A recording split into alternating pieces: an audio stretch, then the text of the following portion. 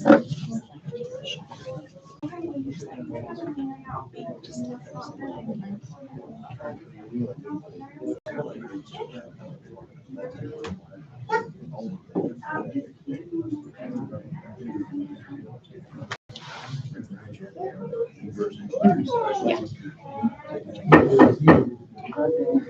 go ahead and get started tonight.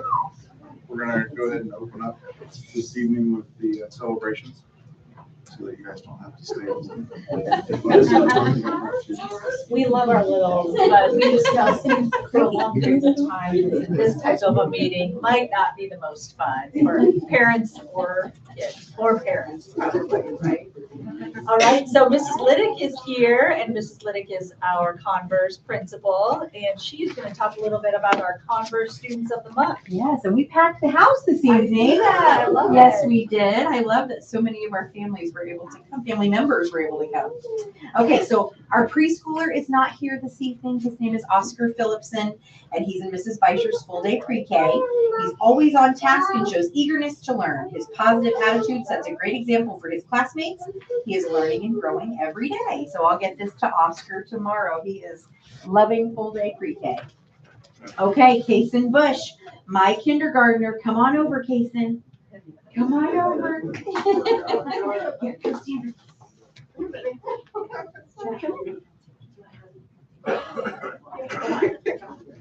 Hadley's done this before.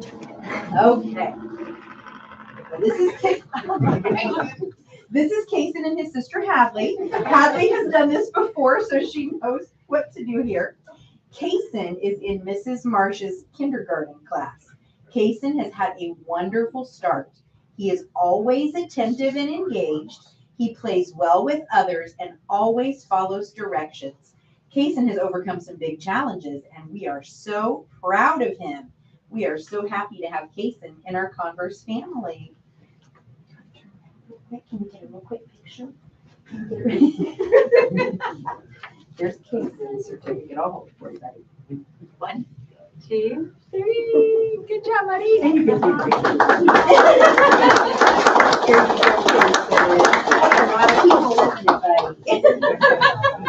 You brought them all, but that's a lot of people.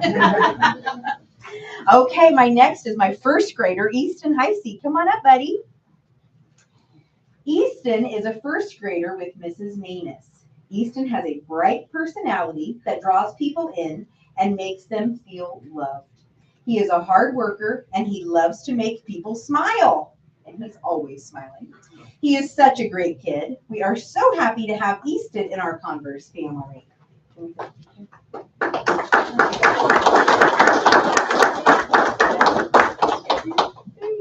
All right, here goes. Thank you. Hey, Isaiah Hirschberger, my second grader. He's an old pro at this stuff. Isaiah Hirschberger is in Mrs. Hovermail's second grade class. He is kind to everyone, quick to help someone who needs help, and completes his work quickly and accurately. He always has a happy attitude.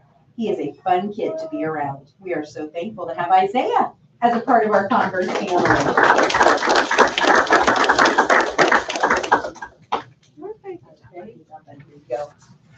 Okay, and our staff of the month, we just had her here a little while ago, and she's just a shining star.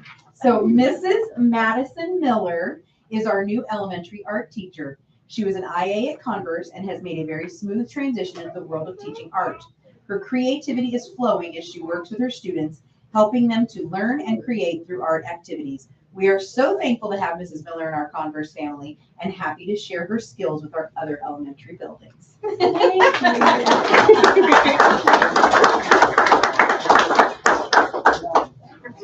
go, my dear. Thank you. Thank you. And thanks to all of the people that came with the tiny people. Thank you so much. For all those involved in this celebration, if you want to be more than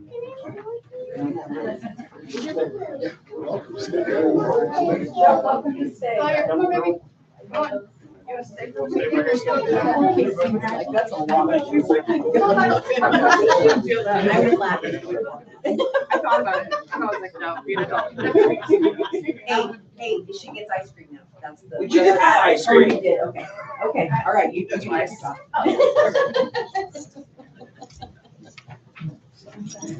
There we go.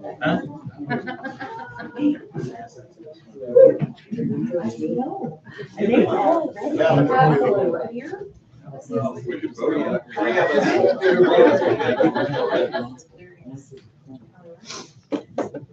So I'd like to open the meeting with the first preliminary determination hearing. So the next item on the agenda for the board is to hold a preliminary hearing on the proposed project. If you're interested in speaking at the hearing, please make sure you have signed in the sign-in sheet, which should include your name and address. After a presentation by the administration and its advisors, there'll be an opportunity for the public to make comments about the project. At the hearing, we will ask each person to limit their comments to 3 minutes and that the topic be limited to the proposed project under consideration. The notice of this preliminary determination hearing was published as it was required. At this time, I'll ask the Superintendent, Dr. Hardman, to explain the purpose of the hearing.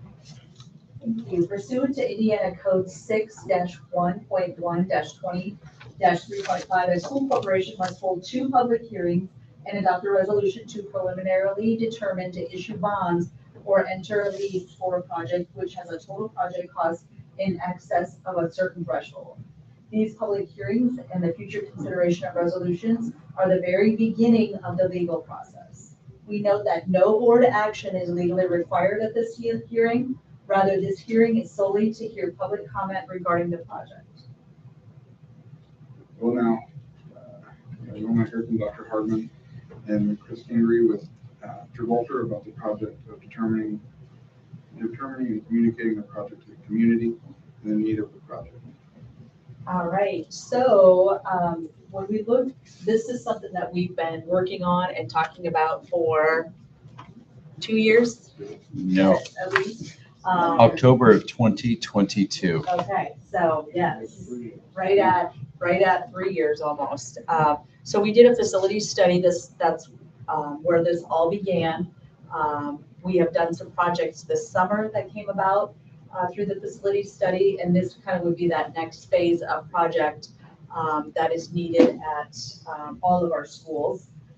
So Chris Kingery is here, and he's going to talk to us a little bit about kind of the needs of the project, how we came about, where we are today and how we got here, I guess, a little bit, and then what this project would look like for our schools. Glad to be with you this evening. I know we've been on this journey for almost 3 years, but now we're at the point that this is real. And so going through this preliminary determination hearing will be pretty clear about the scope of the work and then also the timeline and what to expect on the back end of this. So if we advance the slide, we can keep going through these items. And the reason why I was able to pull out October 2022, if you remember, started that process just to give you a deep understanding of your facility needs. And marching all the way through the project planning that we began in 2024, which launched your current projects that are underway with the roof and then also the pool upgrades. And then moving into project planning in 2025, it outlined what are your most high needs. We determined that across the district, it was the comforts and the controls and the HVAC systems in each of your buildings. Along with that, you know, there is the educational need of making sure the staff and students are comfortable in their environments, but it also comes down to efficiency. When you look at your operation funds and what you'll need to spend on an annual basis, if you have new equipment and you have more efficient equipment, you're going to spend less on maintaining that equipment, and then you're going to get a return on the energy efficiency that comes from that. So that long-range planning is when we went through this process. Is it's really difficult when every building needs the same thing at every time at the exact same time, and so this is a very big lift when you do a district-wide HVAC system upgrade like this. I know that Mr. Pond is excited because you think about how much time he spends on maintaining this equipment, but being at the table with us to help identify the equipment and know how it operates and move forward, it's going to help get that part off of his worry so that then he can now focus on some other things that we know that the district needs as well. It's addressing that major mechanical operational needs, strategic functional improvements, and then it is master rooted in the facility study and that long range master plan for your district. So an overview of the project to meet the needs. It's, like I said, mainly mechanical updates for replacing the unit ventilators in the classrooms, what it looks like at the elementaries, and then also the junior high. A little bit different when we get to high school because it's more about the rooftop units as well. The temperature control system update, so it's something that with newer equipment is going to be able to be monitored much easier and controlled much easier. And then the last, replacing non-functioning rooftop exhaust fans as well. To give you an idea of the spaces that would be impacted at Converse Elementary, and if you notice to the right, I know that you've seen this before, still want to go through it though, but the HVAC upgrades will be in every classroom that's labeled in orange. But then we've also built, and then also the upgrading the temperature control systems. Moving to the alternates, though, we know that there's some other pick list items that are very important in Converse. We want to make sure that we're still designing that and we're still going to be ready for that, but it'll be listed as an alternate to protect the budget so that we know your big rocks will be accomplished at Converse, but as the budget allows, we will be able to get to these alternates. If you go to the next slide, get to Swayze Elementary, same thing. Orange indicates where there will be the vertical unit ventilators that are in those spaces. And then temperature control systems, upgrading that. And then moving to the alternates, there's some domestic water distribution and some other things need to happen at that building, but it's all not as important as the vertical unit ventilators. Want to make sure that gets accomplished first and then the alternate to protect it. We go to Sweetser. Similar story, similar needs, but you can kind of see touching just about every learning area of the building with changing out those units. And then there's also, again, some items that need to be addressed at Sweetser that will be protected through the alternate as well. Moving to the junior high. Junior high and the high school get a little bit confusing because there are some separate things that need to happen at junior high, separate things have to happen at high school because they're not connected on certain systems. But there are some things that they are connected. And so you'll see it will be going in every learning space that's identified for those VUVs, the vertical unit ventilators, temperature controls, but then also some other things that need to be addressed that are going to be listed as alternates as well at the junior high. And as you go to the high school, this is where we're going to be more replacing rooftop units, not classroom by classroom, because when you have that much space, you can't do it by classroom. So making sure that the upgrading the temperature control systems and then also those rooftop units. And then there's also some alternates at the high school as well. We go to the next slide, we'll get into the schedule. If you focus down towards where we're at today, September 8th. Today's the first hearing. We'll have the second one October 13th. There is that wait period that we will probably hear about here in a little bit. But then we will work very smartly once the school board gives us approval to move forward with our documents through the winter. Skillman is looking to bid those in the spring timeline, and then receiving the at some point early or late spring in 2026 to be able to award those contracts and begin work next summer. And so you can imagine, I know that Skillman is wanting to get started as soon as the last day of school in 2026, because as far as they can get, that will make it much easier to stage once the school year starts, because there will be some phasing that will happen to make sure that this happens efficiently. One thing that I will mention about Skillman, that we, working with them in different districts, their goal is to minimize the disruption in teaching and learning. And so it was probably a little bit easier at pool because you didn't have, language in kindergarten classrooms and things like that are happening in that space, but it'll be a little bit more challenging in the elementaries. And so they will be working directly with the principals. When we get to the point of doing a project at the school, Skillman Gibraltar will stand side by side with the principal to do a staff meeting to make sure the staff understands what is happening, where is it happening, when is it happening, how is it going to impact me, and making sure that they have all the information that I wish I would have had when I was a teacher in a building when a construction process, because we know that they need that information because we want them to focus on teaching and learning and not focus on the schedule, but we will make sure that they have that. Then moving into the preliminary total project cost estimate, we have it listed as the 25,525,000, which we'll hear a little bit more after that. But as I mentioned earlier, there are alternates placed in here again because we want to make sure that you get all of your big rocks accomplished before anything else. I think that's it. We will now go over the financial impact. I'm the fun piece of this. Yeah.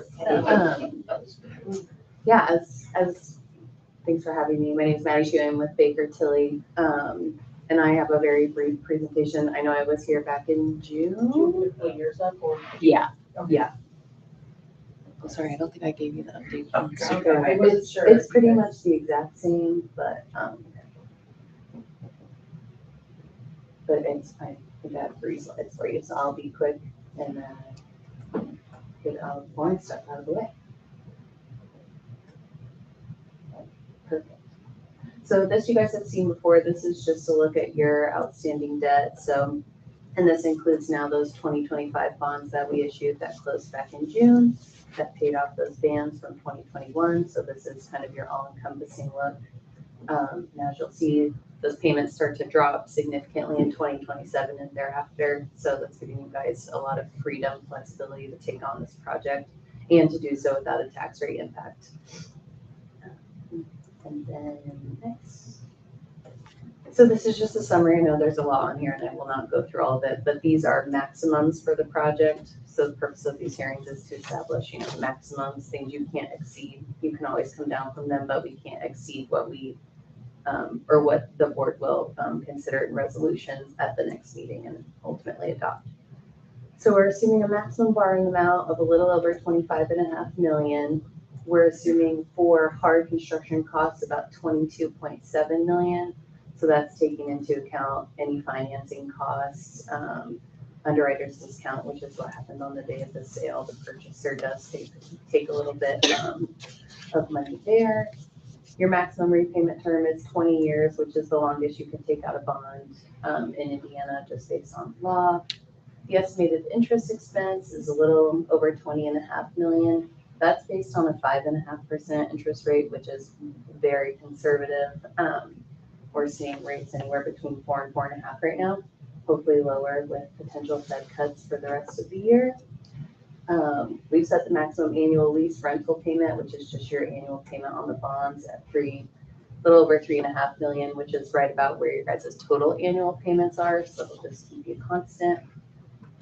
And then we're assuming a levy increase of 0 and a tax rate also increase of 0. That's just based on the 2025 assessed value. We know the SEA1 assessed values could be all over the place. But I think being levy neutral is important here because you won't be asking your taxpayers for any more money than you are now. And it will just be, the rate will just be a factor of what assessed value does, which you guys ultimately have no control over. And then we've got your rate on there, just over 70 cents, which is part of the reason you guys have to have these 2 hearings. Your levy is at a little over 3.3 million. And then those percentages are just based on kind of your payments, your annual payments based on your net assessed value. And then both the school's direct debt and every overlapping tax rate unit's debt divided by the NAV. Those aren't incredibly important, but something that legally we have to provide. So, and then here's just a look on the chart. So as you can see, that dotted line is your guys' levy, so that's being held constant. And then those payment level, the payment level will stay about the same as well, starting in 2027 through 2045.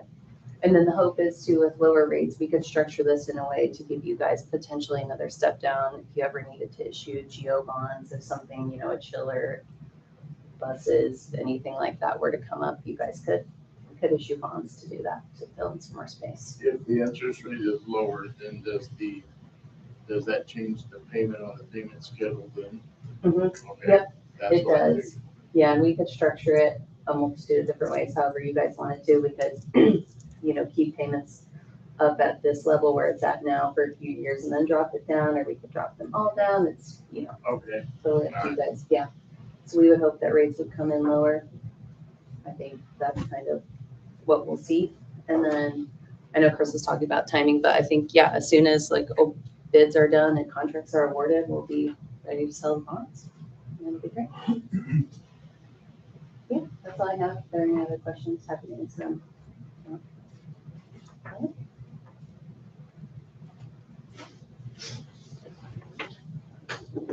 Not much public left.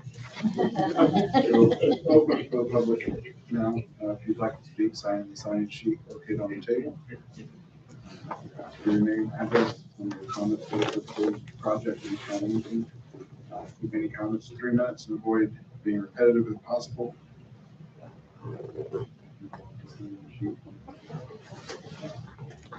Did anyone like to say anything or speak? We're excited about the new HVACs. Can't be more excited. You read that very well. Well, thanks for everyone who participated in this. We appreciate the time and interest in the project and the future of our community. This is just the first step in the legal process. No board action is legally required at this hearing. This hearing is solely here for public comment. The board will continue to work with the administration and its professionals to look for efficiencies to conserve tax dollars while meeting our educational needs. The board will hold a second public hearing in this boardroom on October 13th, 2025 at 6:30 p.m. Need a motion to close. Second. All those in favor, raise your hand. The first preliminary determination hearing is now closed. We will now open the public hearing for 2026 budget, 2026 and 2030 bus replacement plan, and the 2026 capital projects plan.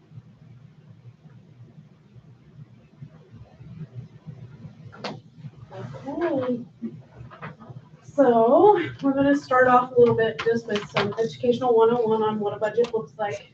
So a government budget in the state of Indiana is the process by which tax levies for your property taxes and appropriations are approved for the following calendar year of certain funds, education fund, the operation fund, debt, and referendum. Appropriations are permission to spend in a certain amount.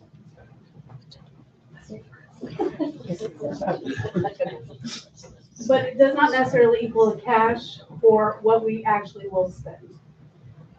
After the public hearing and board approval process, the last step is approval by the Department of Local Government, or DLGF. Approve a total appropriation for each budgeted fund and not a line item budget. And we have the ability to move that total appropriation around in each fund to where we need to spend it. This has been presented a few times before to all of you. It is our budget adoption calendar. Just the process of when we have to have things to the DLGF, the board meetings, our board adoptions, and so forth. Okay, the fun stuff. State funding. So the curricular materials fund was closed December 31st of 2024. We made that transfer in October. It had to be done by December 31st. And so when we kind of look at ADM, so if you look at the dollars that the state is indicating, last year the ADM per student was $7,196.82. This year it's up to $7,472. However, because the curricular materials fund does not have its own fund line anymore, that money is now being put into the education fund, and that allotment is $158 per student.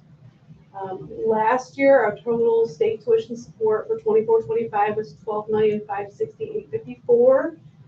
Currently, per our Form 54, the total estimated state tuition support for the 25-26 year is $12,929,930. However, if you take that TBR amount off, where we take the $77,472 times our current ADM, which is down to $1,467, we're looking at $12,698,144.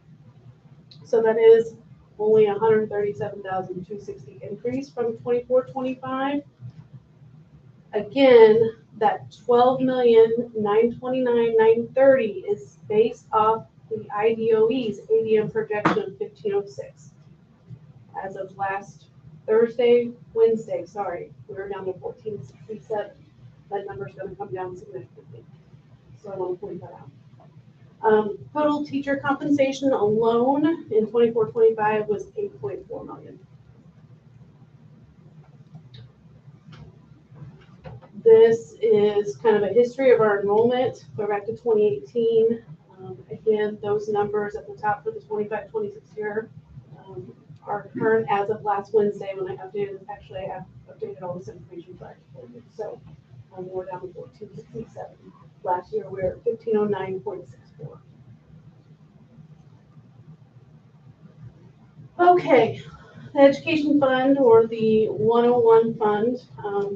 Mainly this is funded by state tuition support, our ADM funding, other state payments, and other miscellaneous revenue, which could include interest from the bank accounts and other reimbursements. State code allows for transfers up to 15% from the education fund to the operations fund, which we do. We do the full 15% every month. Expenses that are related to educational programs, salaries and benefits for teachers, school building administration, paraprofessionals, special education staff, library guidance, and nursing staff. They are all paid out of our education fund. Supplies, fees, and contracted services for the classroom come out of the education fund. Special education supplies and contracted services are out of the education fund. Instructional technology salaries and benefits for informational technology staff and instructional software and maintenance. And then again, that curriculum materials, it used to have its own fund line, is in the education fund. So in working through our budget numbers, our basic grant, the amount that we have in our Form 2 that we put in with the DLGF is $11,837,400. This amount is an estimate that we put together, Sherry and I, basically looking at our July to December of 2025 amounts of revenue we expect to get. We doubled that and submitted that for our 26 number. Same with transfers from one fund to another. We looked at our Form 2. We took our common school fund loan amounts from July to December of 25, doubled that, and popped that in for 26. Our student and adult fees. This can be things like outstanding fees that maybe families are paying back, reimbursement to athletic workers and so forth down there in ECA reimbursement. Our January to June 25 amount was right at the 25,000 mark. So that's what we went ahead and projected for 26. Education fund budgeted expenses. So I took this two different routes. On the left, I broke it down so you could see what the breakdown kind of looks like if we separate salaries and wages, benefits, our purchase services out of the education fund, and supplies. And then I looked at it from a different aspect of per program. So your educational programs, this is really kind of focusing on instruction. All our general education classrooms, our special education department, summer school, support services. That's looking at your principals, your technology staff, your librarian, your speech, and your nursing. That's those support services there. And then athletic coaches or lay coaches or staff that are coaching for us. So I kind of looked at it from those two areas. 92% of this total budget is for salary and benefits. So we have to work on that. The debt service fund, revenues mainly from property taxes. So the levy or our tax amount is equal to the amount we need to pay in bond and lease payments plus carryover from next year's payments. Carryover is 15% of total payments for the subsequent budget year or the first payment, whichever is less. It's used exclusively to repay our long-term debt. So common school fund loans, our 24 GO bond, all those types of things that we have. Our lease rental agreements, we have a 2013, 2015, and our 2025 that we just had. Interest on short-term debt, state code requiring a board resolution to do that. And then I mentioned our common school fund loans, I got ahead of myself. So when we look at our debt service revenue and expenses, Our expenses for the lease rentals is about 2.2 million. Our common school fund loans is 1.2 million for 26. Revenue, our property tax levy is 3.3, and miscellaneous revenue at 219,000.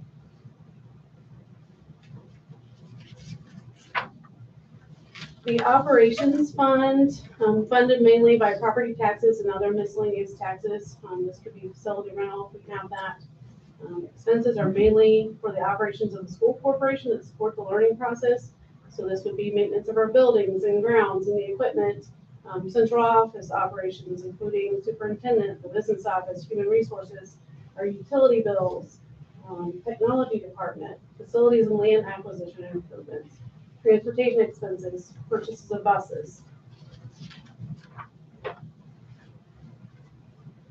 So our property tax levy at 2.7, this 2026 estimate was the max levy information that the DLGF provided. So that's where that amount comes from. The following categories below that all are in our Form 2. Again, it was using July through December amounts that we have and doubling that. So total at 4.4 million.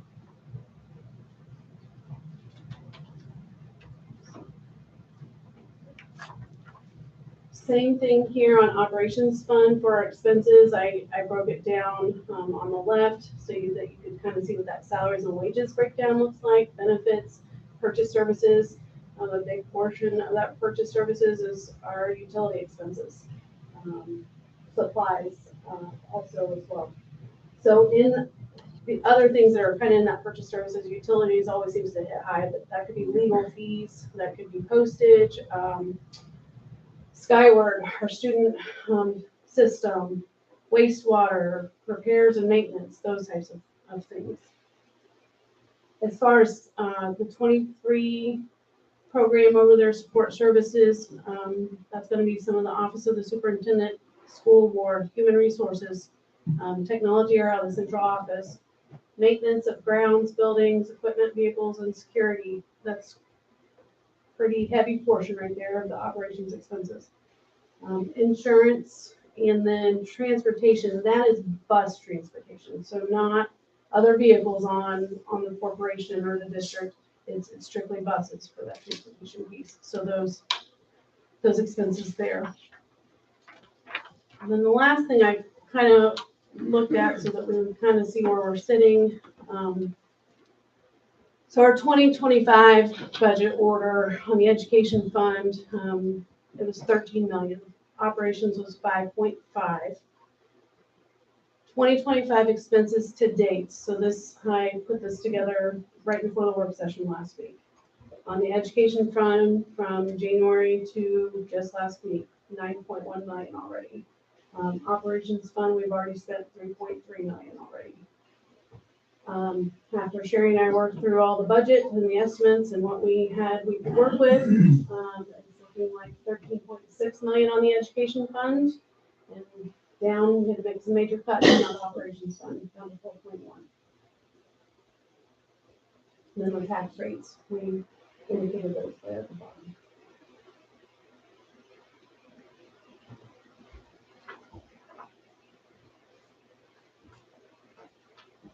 Any questions?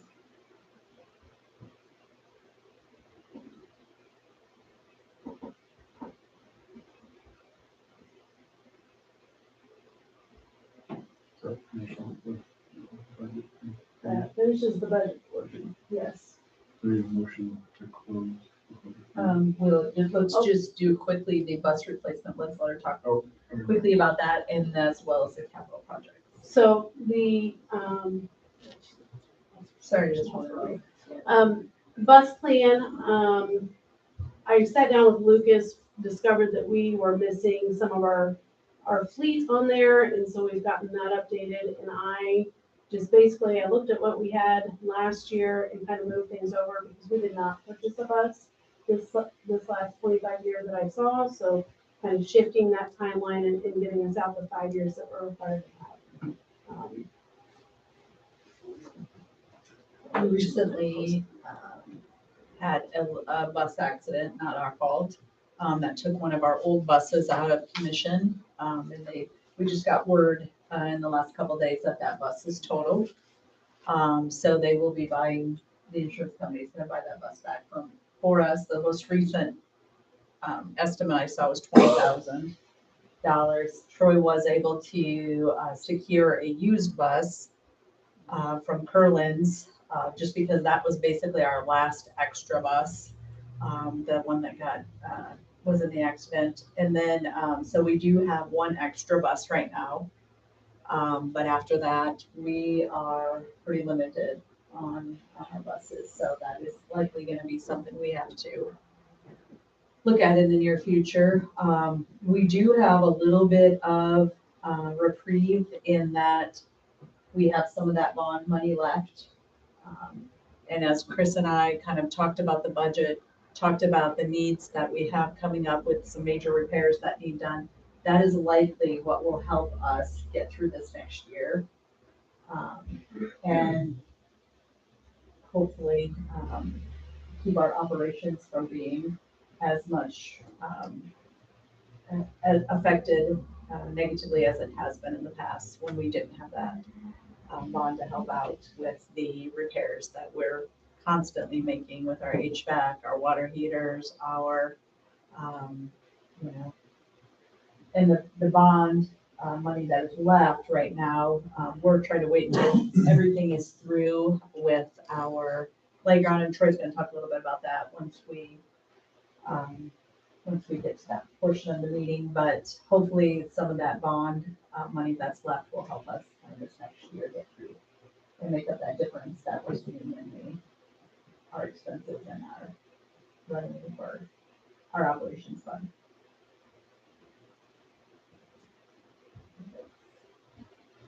The capital projects, in attending my budget workshops, you want to keep things pretty general. And so, rather than getting too specific on what a technology equipment project could look like, or the HVAC or those pieces, kind of kept those general. But again, I brought things over that were indicated last year that we just haven't tackled. So that's the grounds for our capital projects here.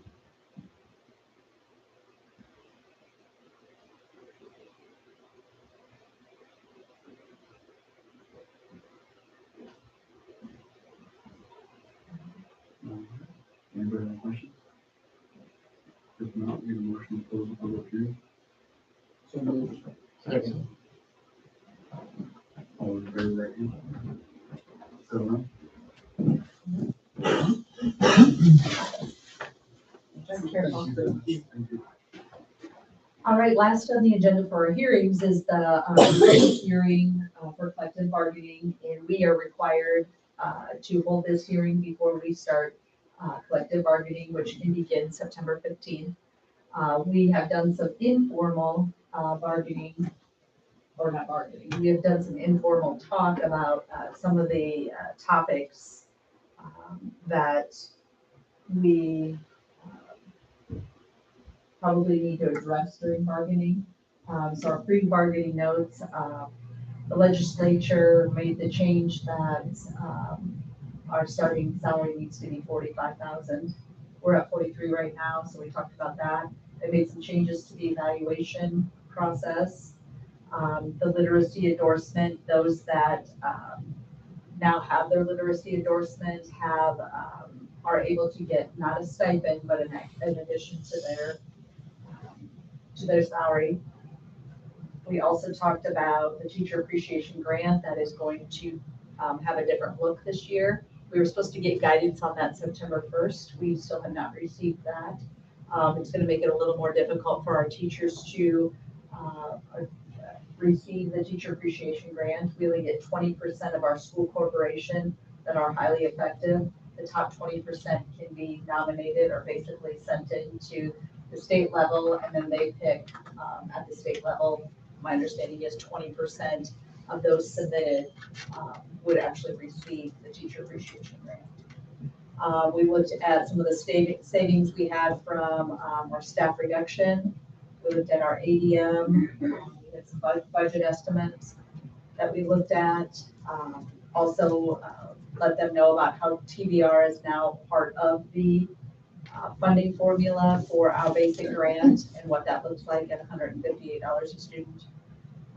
We have some healthcare costs that are gonna be going up about the most 5%. So when you figure that, with our staff that are part of our healthcare plan, it'd be about a $35,000 increase if it is at 5%. We haven't heard, you have that meeting coming up, don't you? Yeah. So we don't know for sure, but they said not to exceed that. We also are looking at changing up our 401A and 403B provider. We'll be moving from Corbridge. Oh my gosh, from Valley Corbridge to Boya, thank you. We looked at Boya and we also looked at Prudential, sorry. Prudential and Boya are together. Prudential's like the, Equitable Solutions was the other company that we worked with. The staff, we put a committee together. The staff were part of that, actually probably the main drivers of changing to Boya. Boya is who IMPERS and our Perfect Turf are with at the state level. So I think they really like that part about it being an ease to transition over. So we're doing some of that. But that's so far as what we've looked at or what we've talked about for bargaining.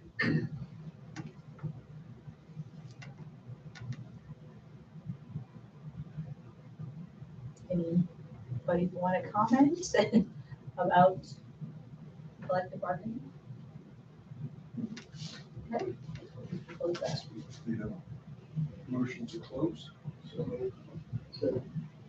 all those in favor, right hand. So, All right, now we're on to our regular meeting. Finally, right? call order the regular school board meeting.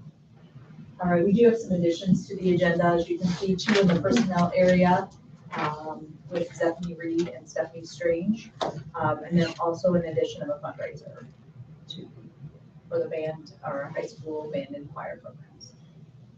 Each of these need their own motion. Or can we No, we can do it all together for additions. get a motion to accept all additions? So much. Second. All those in favor, right hand. So, we'll all stand, face the flag. Little backwards. I pledge allegiance to the flag of the United States of America and to the republic for which it stands, one nation, under God, indivisible, with liberty and justice for all. All right, no public participation tonight. Moving on to the consent agenda. We have resignations listed. Our appointments grew a little bit from last month.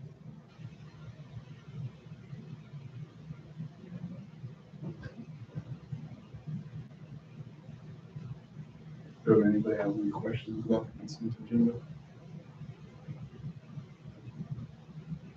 Can we approve the chocolate fundraiser?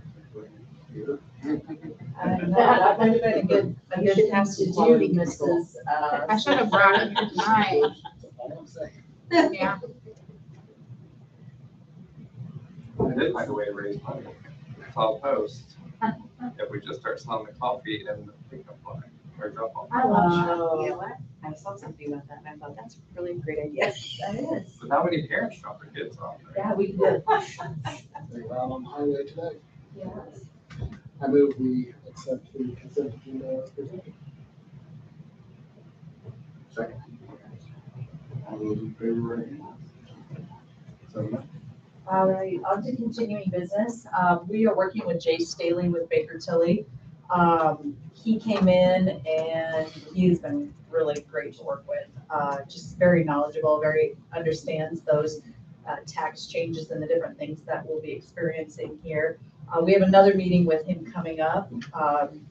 So we're going to continue. He wants to now do a deeper dive. I sent to all the board members, to all the administration, and to our CTA, basically, this PowerPoint along with a recording of him kind of going through the PowerPoint for us. just because it's not easy information to understand, maybe initially. So as you kind of study it and listen to it, it becomes more, I feel like more, or a little bit easier to understand.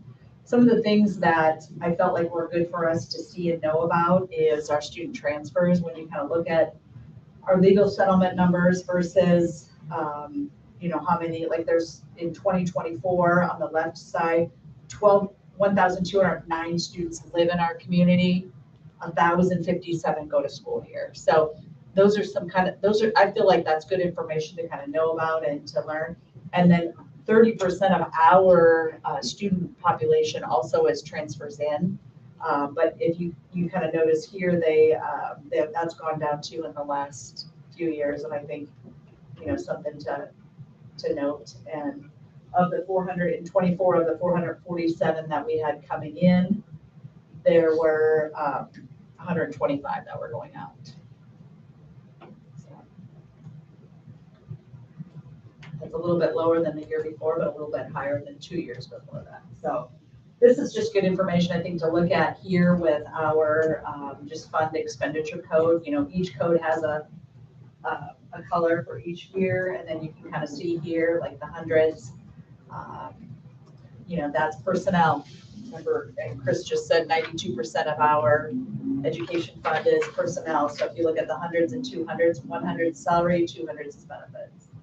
So you can see that there. That's just good information I feel like to know about. On the operations side of it, again, the hundreds is salaries, 200s is benefits. 400s is our utility, service, repairs, rentals, construction. Well, if you remember, that brown year is 2023. So if you remember the year we had in 2023, the end of 2022, we had a flood at Sweetser. And then in the beginning of 2023, we had the tornado hit Swayze. So that's why that's so significantly high right there, our expenditures. That was a welcome for Troy. Yes, Troy started middle of December, and then Sweetser flooded December 28th or 28th. We found it. We think it flooded December 26th, and then March 31st, April 1st. We got the tornado. And as you can see here, obviously with our operating funds, our cash balance has dropped over the years with the increase that we've had in our expenses. Right now, something that is really hurting us on the operations side is our utilities. And I know Troy's working hard with our electric people here at the junior high and high school. Our electric bill is in the tens of thousands of dollars a month. We think we've got a way forward with that. Some things coming. We hope We should help. he's done a lot of work on that and done that. So hopefully if we can get a handle on that, that'll help with right now we're projected to spend $1.1 million on utilities this year. Where are we at with the solar field too? Is that working like it needs to still? So we're still, all the panels have been replaced that were damaged. We're still 2 inverters down currently, waiting for those to be put in and put back into service. We've got a lot of nickety-knack things that are going on that you can see on the Fronius website because you can monitor it. So we got we got some little things we got to iron out. But we are collecting more now than we ever have. Good. So we should start to see more on our ROI, or return on investment. So, Do you want to talk a little bit about the lights? So performance services, I believe it was 2016, they came and did the full LED change out in all the buildings. The change out that was done in the natatorium was not up to code. So we found out that it was a non-moisture proof light that was in there. So when the crew came in to do the pressure washing and get all the stuff off the paint, they messed up some of the lights.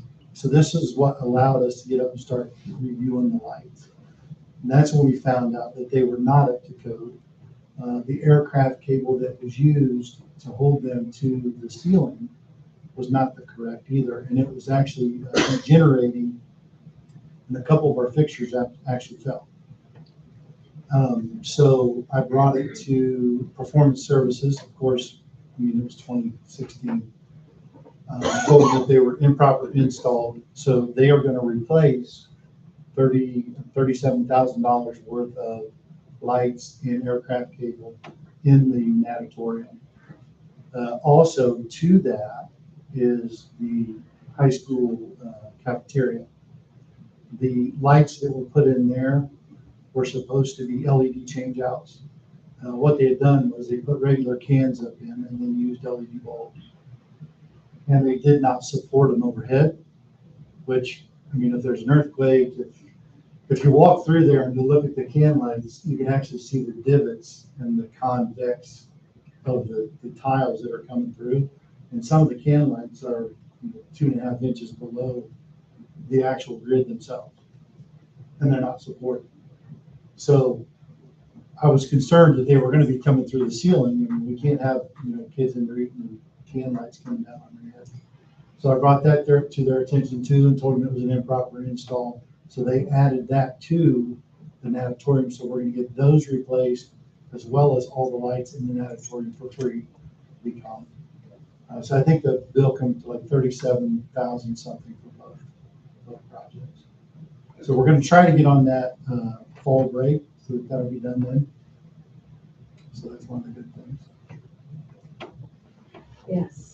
So that was with the solar field. That's all. That's all Performance Services. And that was done all at the same time. So that's why and when she says, when you said return on investment, that reminded me, that is actually what's also filtered into when they send us the report at the end of the year. It includes what we've saved in solar and also what we've saved in LED. So hopefully with both being, working like they're supposed to and being the actual, light fixture and light that it's supposed to, it'll be. So what's nice about these lights too is, instead of just being bulbs that you screw in, the whole light's LED. So they're higher lumens, less watts. So that's going to help us with our utilities.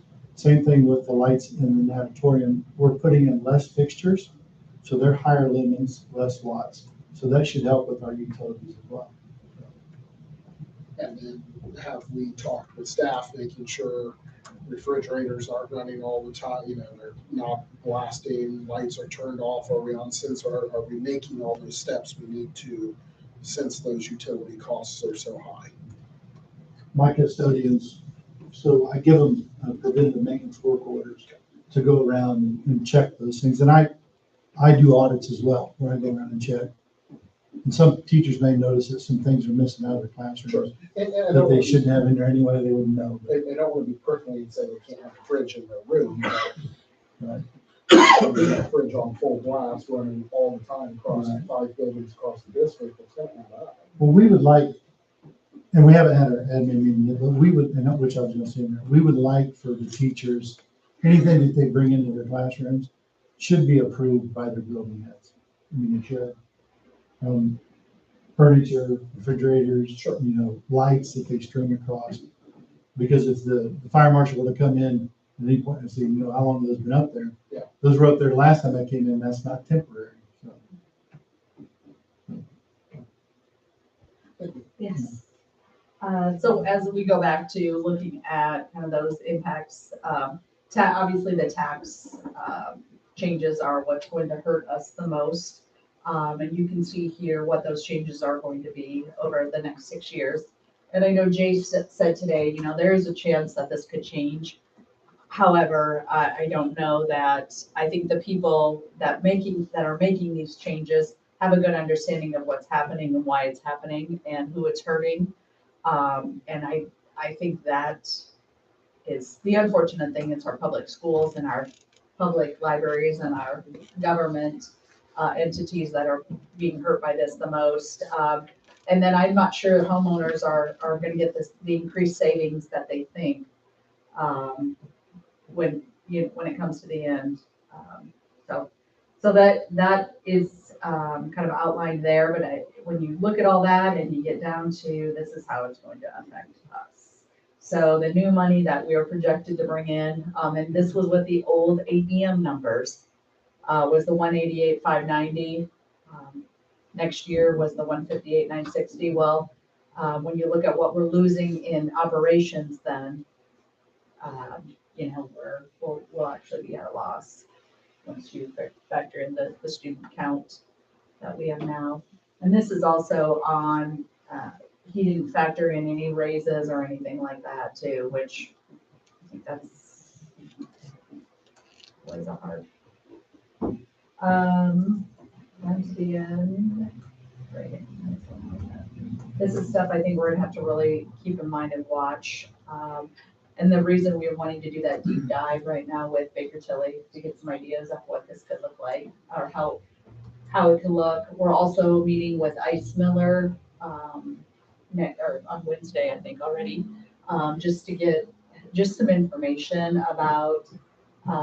And Jay mentions it in his presentation. You know, some schools are having to look at operating referendums, basically, you know, doing a tax increase to just support your operations fund. What does that look like? So that is something we're just trying to get some more information on right now, because if you look at, you know, just in the next couple of years where we're at, and then you go a few more years after that, we want to just be prepared and try to do whatever we can to keep moving forward, but yet being very fiscally responsible. That is all.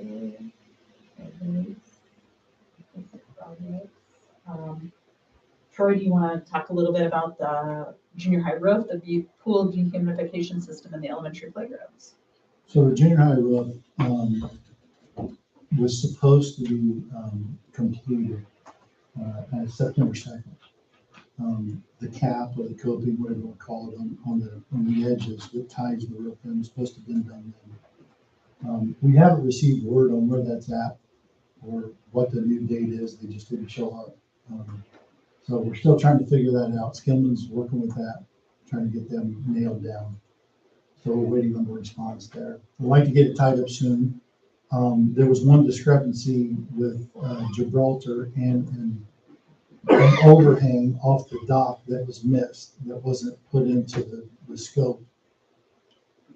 Not sure how that got missed, but I found it when I got up there when the roof was supposed to have been completed. So we're still working on that. So then we should have that completely done. I walked the roof several times since then, found a couple leaks when they've done the pool dehumidification. So they come up and they fix those, Henshaw did roofing. So we've got that done. The pool dehumidification system is completely in, and they have got the controls working now. From what I understand today, I was in class today, so ALC, Automated Logic, came and put the software on my computer now to start a bigger project in the future. When he was talking about the controls for the HVAC, we're going to switch over to it. So the base is in now, so we can control it better with what we've got coming in with ALC and what we got. So that's being done now, and they've got it on my computer. So you can see more with it, and you can do more with it from what we've had in the past. So they set it's up and running. They came and they did the volume checks on all of our ducting. Everything turned out okay. We've got the pool water in. We had 2 tests come back clean, so now we can open up this coming Monday. 15th, I think it is Monday. So that's the date we chose. I think everything's done in the pool. I haven't checked as of today. The custodians were still grouty when I left Friday. So I haven't spoken to them yet, so I'll check Tuesday to see where that's at. But we still should be on schedule to open for Monday, this coming Monday. As the playgrounds, that's still a work in progress. We're still not trying to nail that down. I think everything's been picked. All the colors have been picked. So now we're just looking at a time to. It's been get that ordered. I installed. think they said the middle to third week of September it would get here and then start with installations soon after. I hate to get any nailed down dates, especially when things are being ordered. Yeah. Everybody knows how that is. And they hold you to it too if you get nailed down dates, so. But that's coming up. I don't know if anybody's seen or drove through the parking lot. We've got the steps from the upper parking lot by the football field going in. Looks good. So they got the forms in, so hopefully by the end of this week, that'll be cured and they'll be able to use it next week. So kids aren't getting their jeans and white clothes all dirty because they refuse to walk around, but, so that's, I think, You want to talk a little bit about the parking lots? What was originally part of our elementary playground quote on some of them was the blacktop areas on the playground. And I shared this a little bit that we were working with Grant County Asphalt to see what maybe they could do for us with regards to the playgrounds, just because the previous estimates we got were very, very high. Yeah. And when Troy saw those, he said, I think we can do better than that, or locally work with some people to do better than that. And you want to share what you kind of found? So I don't remember what the total cost was. 150,000 for 3 blacktops. Yeah, The so- 3 playground blacktops. So when I saw that, I'm like, this has got to be better. I mean, but I knew Grant County, Donald Scott, Grant County Asphalt, you guys probably know him too. He's a good old boy, so trying to get him to give the estimates and get them to us has been the hardest part, because I know he's trying to finish up some projects. So I'm still working with him on that, but I think we're gonna get probably 4 times the amount with him for the corporation, when we were just gonna get just the pavements done on the elementaries, just for the playgrounds. So now we're gonna get, all the parking lots are gonna be affected, either paved or seal coated, which we did a walk around, so all the cracks are gonna be sealed. If there's any that are too big and we're not gonna pave it, we're gonna fix those. So that includes Converse, Sweeter, Swayze, and junior high school. All the parking lots will be affected. I take that back. The one up by the football field will not. We're not gonna do anything. That's the senior parking Yeah, lot. it's brand new. Yeah, we were going to possibly do that over the summer. So as soon as I can get him to finally give me the final estimates, but we're well within the 150,000 that we were just going to get for the elementary playground pavement. Now we're getting all the payments for less than what we were paying for that. Quality's still good and easy to work But, with. yeah, and if you want to see his quality, he just did Marion schools. So he reseal code those.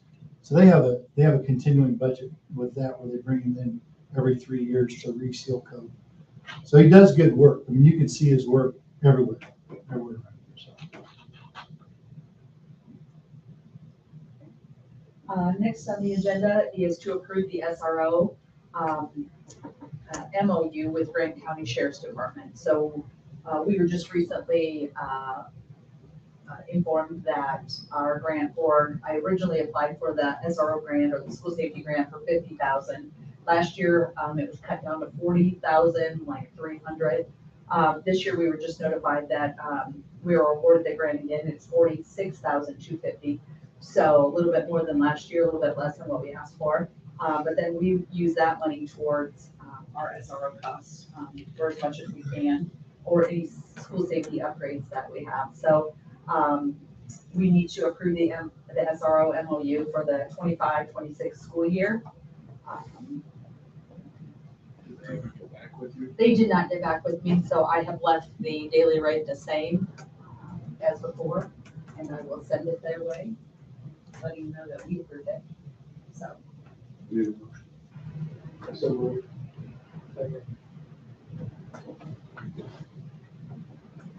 All in favor, Grant? All right, last on continuing business, I let you guys know last month that we were updating the Grant County Special Education Cooperative Governing Board Agreement. A couple things were changed in there. One, how the schools submit their 611 and 619 grant. each school will now do their own submitting of that information, starting with the fiscal year 26.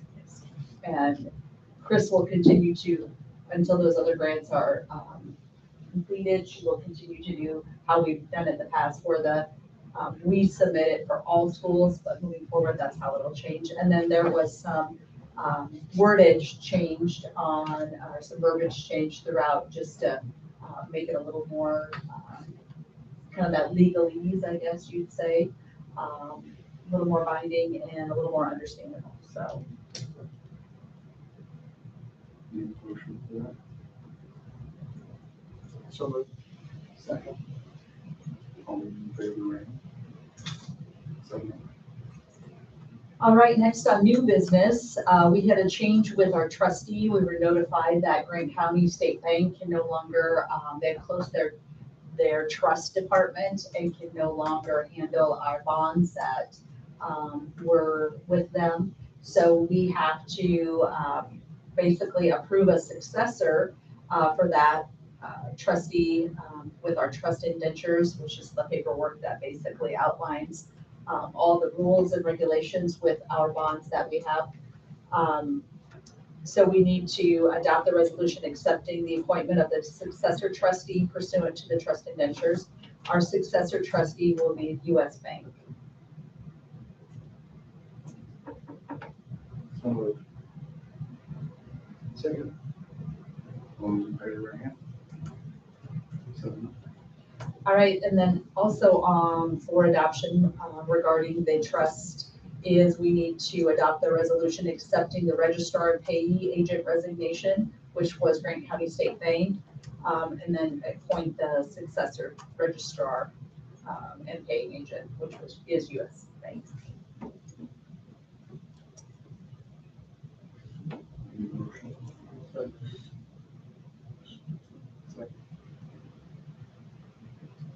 Second. That's right. I'll let nobody. All those in favor, Ray? 7-0. We're just gonna leave it hanging out. Yeah. We don't want Motion. Yeah, right. We just want them to hang out there. Next on the list is to approve the 2026 driver's education proposal. That was submitted by Mr. Redmarker. He and Mr. Osmond will continue teaching the driver's education class. It starts, I believe, May-ish timeframe. They start driving. Up until then, before they can drive, they have to have the online portion done. So I think right after Christmas, they start allowing people to get signed up. But that's, and in and out, basically, whatever they take in is what they, after all expenses, then that's what they pay themselves. So. Need a motion? So moved. Second. All those in favor, Ray? 7-0. All right, letter D is to approve elementary swim agreement with Grant County Family YMCA. We talked a little bit about this last month, that we had reached out to the YMCA to see if they would be interested in working with us to provide swim instruction in the morning from about 8 to 10. They were excited about it. I'm thankful for Adam Myers, their director there. He's definitely an outside the box thinker. So we were supposed to start, we hope today, but like Troy mentioned, we had a couple hiccups with the pool and getting that up and running. So they got that all worked out. And so we will start elementary swim on the 15th. There's an hourly rate for the instructor. There's a mileage rate. I believe the hourly rate is $20 an hour, and then the mileage is the state rate. And then we also the only extra cost would be a $500 fee that the YMCA charges kind of for facilitating this each semester. So moved. Second. All those in favor, Ray? 7-0.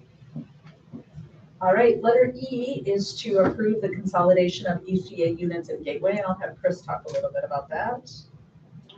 So in working with Rachel on some various tasks, what I have found is that our units in Gateway are separated per building. It's functioning as one ECA unit, which is what our accounting and financial software system handles. It's broke down by building, and so that is just quadrupling, if not more, the work for her, as far as that means 5 bank statements to reconcile. I just worked with her days. It should have taken us an hour to do the risk report for ECA, and it took us days, because each building had 5 reports due, and so that was 30 reports for the risk report. So, I spoke with State Board of Accounts, and they said because our accounting system functions as a unit, and we can break everything down by fund, they absolutely recommended that we shift to not having it all separated, so. Need a motion? So move. Second. You take it. All those in favor, raise hand. 7-0. All right, then the last thing for new business is to approve the closure of the 3 accounts at Grant County State Bank and transfer those funds to First Farmers Bank and Trust. Kind of along the same lines as what we're doing with ECA, we're just trying to streamline everything.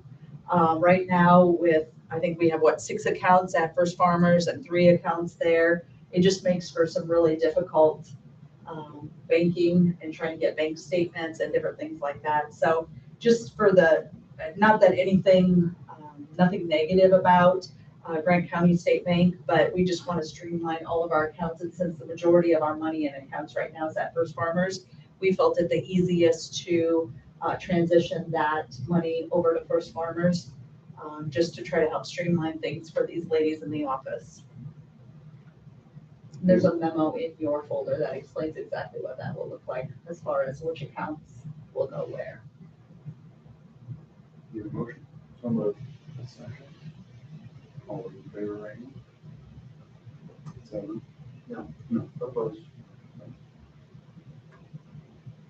6-1. All right, and then letter G is to approve the letter of intent to participate in the regionalization of the Sweetser Town wastewater project. We were approached again by Town of Sweetser. They are looking to do a wastewater project where they upgrade what they have. They put in a new lift station, and then they would like to also connect Sweetser to Weir, which would then include the high school and junior high. So they are asking, the only thing we're agreeing to right now is to allow them to use us in their grant application. As I think a big push for a lot of those grants right now is regionalization. Like, how are you going to make the areas around you better? By closing a wastewater plant that is quite old. Yeah, kind of a pain in the butt at times. I would go along, obviously it goes a long way in with people like at the IDEM level, but also it would help them in their possible grant allocation or the grant application.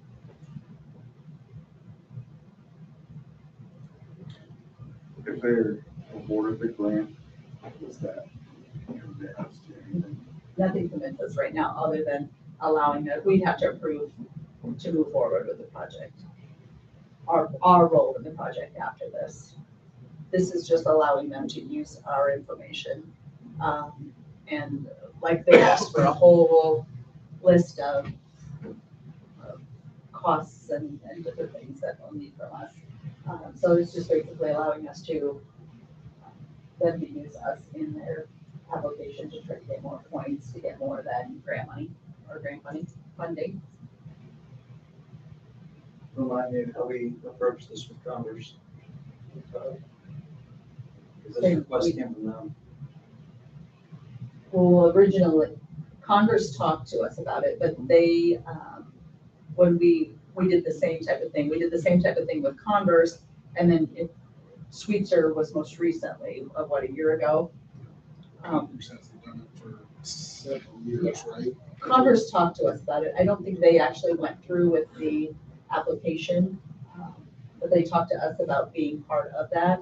The last was 2 years ago. Sweetser approached us with something similar, they have a new, they're working with different people this time. On the grant. So,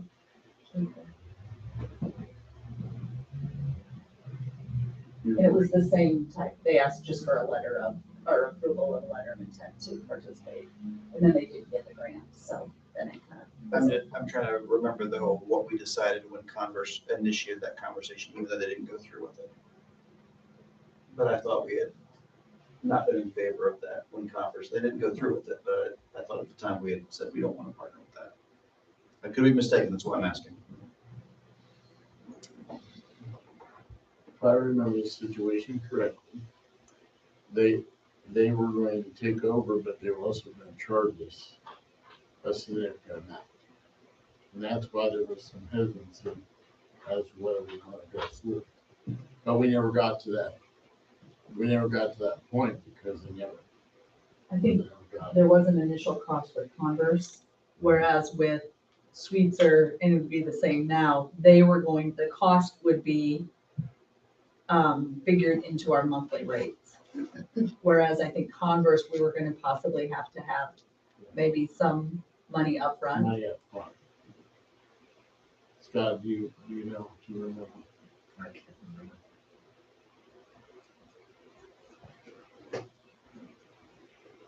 Any other questions? Any motion? So Second. All those in favor, right hand? All those opposed? 6-1. All right, and then our favorite thing, our Neola updated policies. So this is the first reading. I'll be sending them, we're gonna talk about them, actually, we have an admin team meeting on Thursday. We'll talk about some of these there. But if you click on the link, it takes you to the policy, you can see it. If it's new, it's in green. Like in this one, it's adding punctuation and technical correction. So those are some of the things that you'll see as you go through it. No major ones here.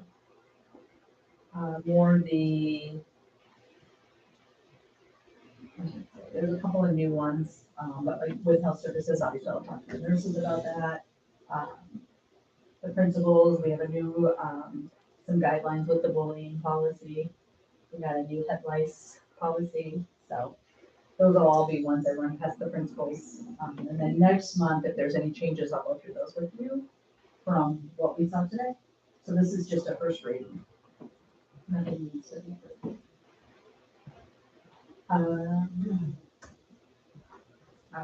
And then homecoming, our homecoming for Oak Hill is October 3rd. Deadline to order your shirt was last week. Hopefully you guys all were able to get yours ordered.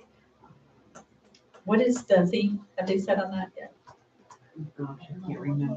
Okay. The t-shirts didn't necessarily reflect it. What? I'm like, if they really missed their opportunity, if it's gonna be October 3rd, they should have done Mean Girls. Oh, is that an October same thing? Yeah, Oh. it's National Mean Girls Day. Oh, is it? That was the day that he asked her what day it was. Could I? They could have really done. Bullying policy.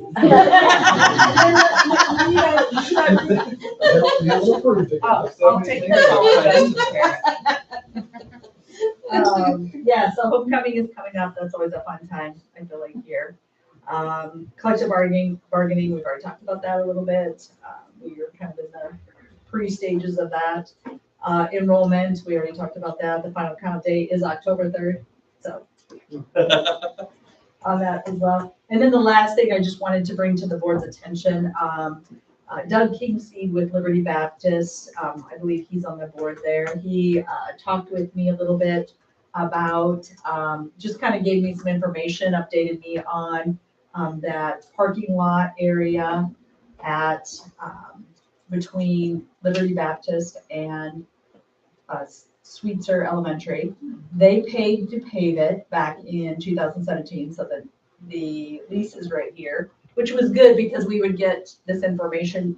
$2 is what that costs them each year to lease that from us so that they can use that as a right of way.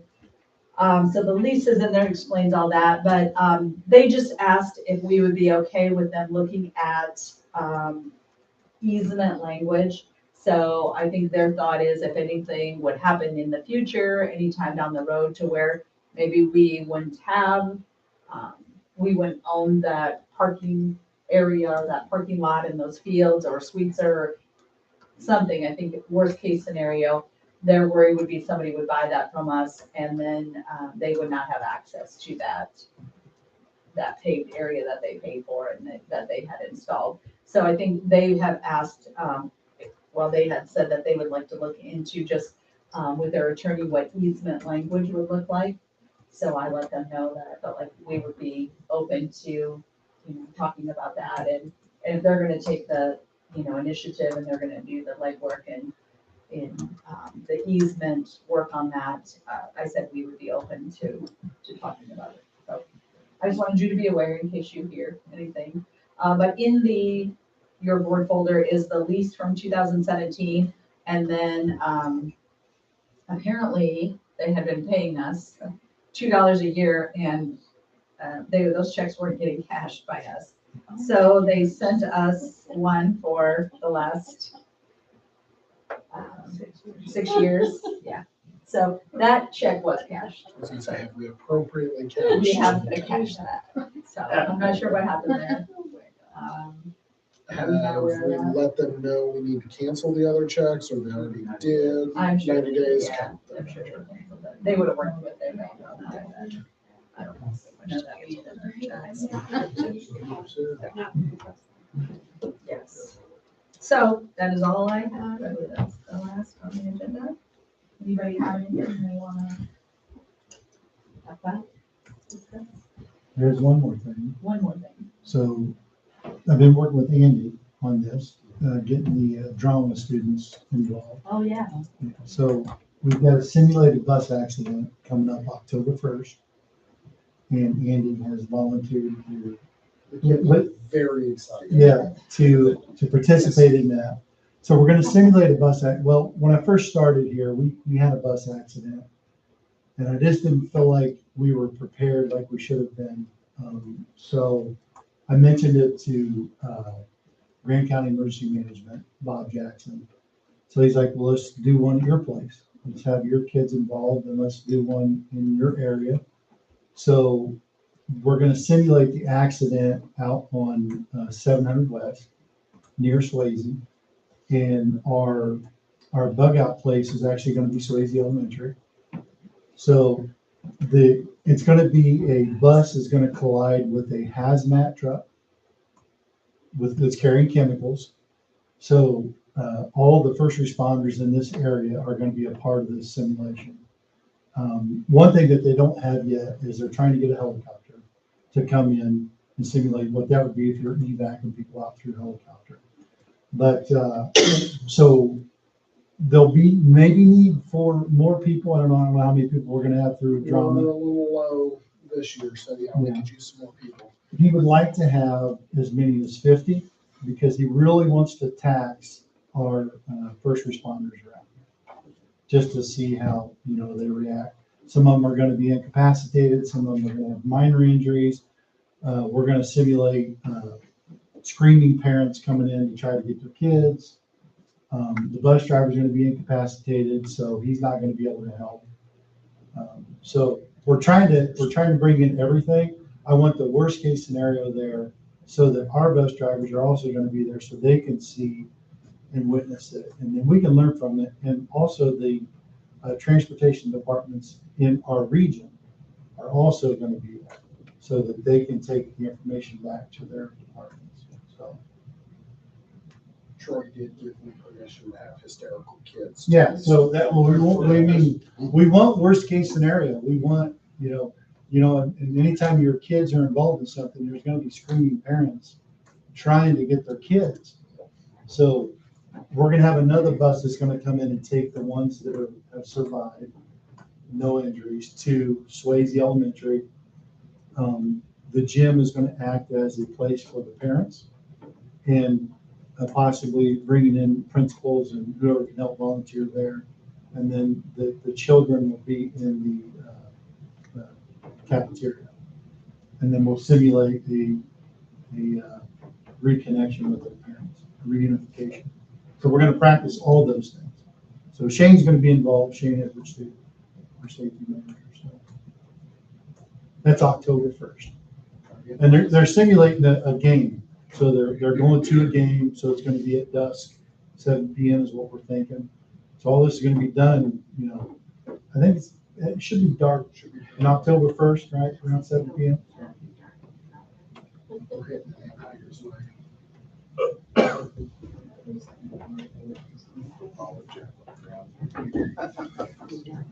Drunk and I was driving. So if anybody wants to volunteer to be a dead person, Andy will put you to work.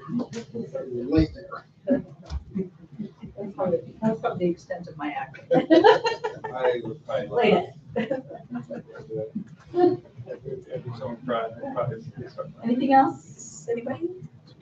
Oh, Swayze Day is Saturday, Ooh, Swayze Day. just so you know. Swayze Day. Swayze Day. Swayze Day. Oh my gosh, that's really, I didn't even know that. Well, I'm going to a pet parade, You're what? so pet parade. People bring their dogs. Yeah. But they're supposed to be doing a lot of stuff this year. What's the date on that? Saturday, September 13th. 30th? I even, I'm bringing my candy maker. I have to go to a hangout. Oh my, okay, here we go. Lazy. All right. I know, Major. Got a motion from Andy. Andy and Messenger. In just a second. All those in favor, right hand? 7:56. He'd like to stay here all evening. Way to go, thank you, gal, done. Otherwise, it's just not official. Just not.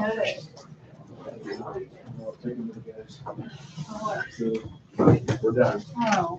So what time was Listen, somehow I got voted into putting together all these goodie bags for Duck Deal. My husband nominated me to do that. It's a car show.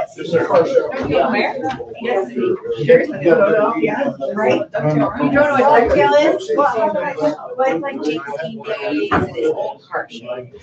And so my husband is just like crazy. So he says, hey, Saturday, by the way, we're putting together goodie bags. But not the goodie bags, it's all my gear. I mean, you never know. I mean, it is. I bet you do. High school. As long as